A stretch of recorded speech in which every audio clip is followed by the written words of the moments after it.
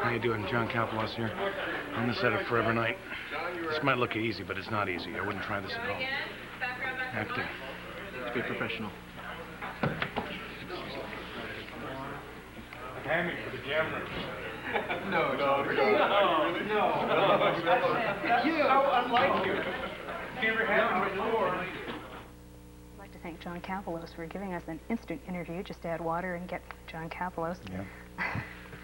This show is pretty interesting. All the other male principals are vampires. Do you find that you suffer from fang envy time to time? That's an interesting question. No, my fangs are metaphorically hidden in Skanky's character. They're buried deep within his psyche. So, no, not at all. Doesn't bother you. Although I noticed this season he does get to be a vampire time and time again. Well, in his fantasy life, he has a moment or two. There's one episode where we have this author who writes vampire novels, kind of like a famous author out there who's actually doing it.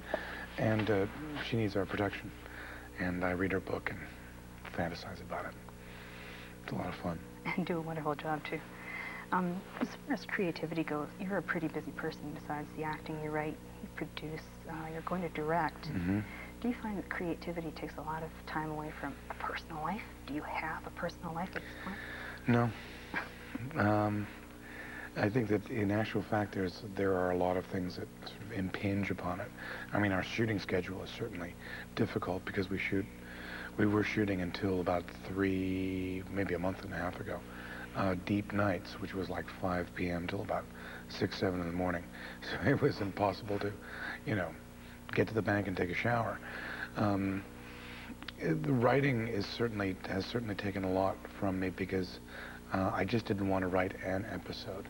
Although all the episodes are great, I wanted mine to be special like everybody's would be. I mean, everybody who wanted to write an episode would want it to be special. So I spent an inordinate amount of time on it, and Jim Perriott, our producer, virtually had to sort of yank it out of my hand. But it was difficult, and the thing that I found sort of funny about it was that Skanky was the most difficult character for me to write, and it's funny when you're talking about yourself. Yeah, when you're close to the character, the other characters are a little bit more easy to write. This episode that you've written, is that the one you're going to direct as well? Oh, no. They're not going to give me my huge ego stroke in one fell swoop. No, I'm directing a separate script than the one I've written. Clay Boris is directing my episode. The one that you're directing? Yeah. Excuse me. How? Yeah. Sorry. It's all right. How much preparation do you do for that, and is it different preparation than you do for acting the part? Well, I've never directed before on a TV show, so Butterflies? it's very many butterflies. As a matter of fact, a gaggle of them. I just got the script a couple days ago, and I'm doing what directors call as a breakdown, which is analyzing the script, figuring out what shots and how I want to shoot it, where I want to shoot it. And in addition to that, the script changes. There are going to be other sort of permutations of the script coming in. So I think... a huge job. But to answer your question specifically, you get a week of pre-production and a week of shooting it. And that's it. You That's it. ready? Recess. To go. You do the celebrity thing either side of the border. You do a lot of work in the States as well as the work in Canada. Do you find that being a celebrity, especially in media, in TV and movies, is different in the States than the way you're perceived by the public in Canada? Well, the public is different. I mean, Americans, for the most part, will come up and grab you and get in your face a lot more.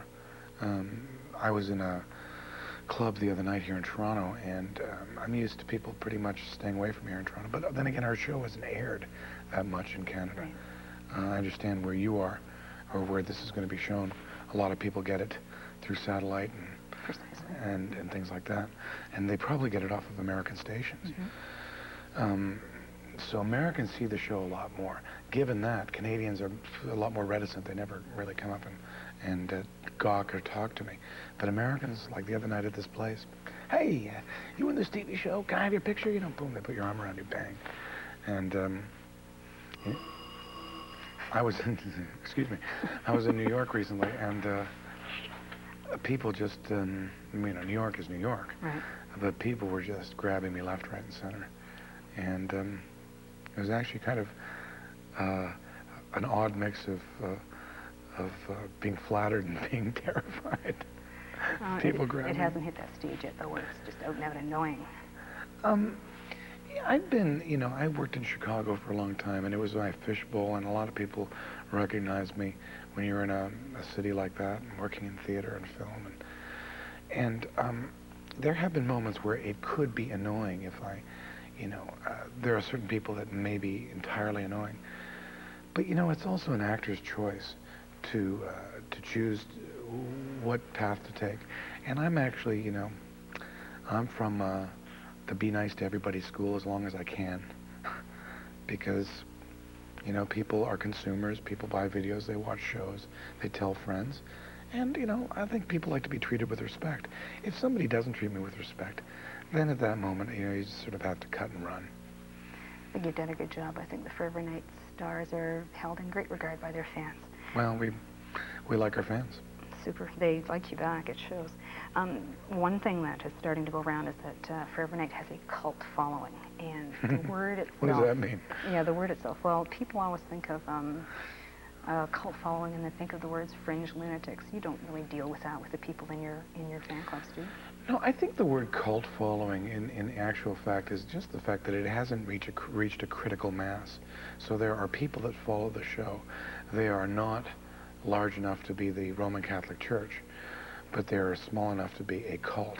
In other words, it's the number isn't huge. It's, and that also I think has to do with running in all these different markets at different times, and also not really having been in on prime time. That was another question I wanted to bring to you. How personally do you see the show now as far as success goes? Is it a success or a failure in that it was so long between the two seasons? There was so much indecision. You don't have a good solid time slot. Do you look at those things and feel that the show is not a success, or? Well, I think that the show is remarkably a success despite all the roadblocks and impediments that have been thrown up against it. As CBS was not entirely supportive of the show, it was thrown on late night. It was actually started in 1988. And I did the first pilot with Rick Springfield. That's right. And there was a 4-year lag between that and when we actually went to series, where it changed countries, changed casts, and everything. The only consistent through line being Jim Perriott, the producer, writer, and also myself, and Jim actually was a little bit more important than me. They could have certainly hired other actors to play my part, but and I have no illusion about that. But I think that the show is remarkably, as I said, successful, despite all the things that have perhaps would inhibit lesser shows. Do you have hopes for a third season? Yeah, I think that the show certainly has legs, as they say in the trade papers. I always have hopes for more seasons of this. Even considering how much you do on the side in other parts of your career, you would go another season with this. Can't answer that. Well, you've answered a lot for us. Thanks for taking the time. I really appreciate it. I really don't know. I mean, I would love to say yes, but these things, if it takes another 2-3 years, where will John be? Where would we be? Somewhere else. Thanks very much. Oh, my pleasure. You took. Great. Bye.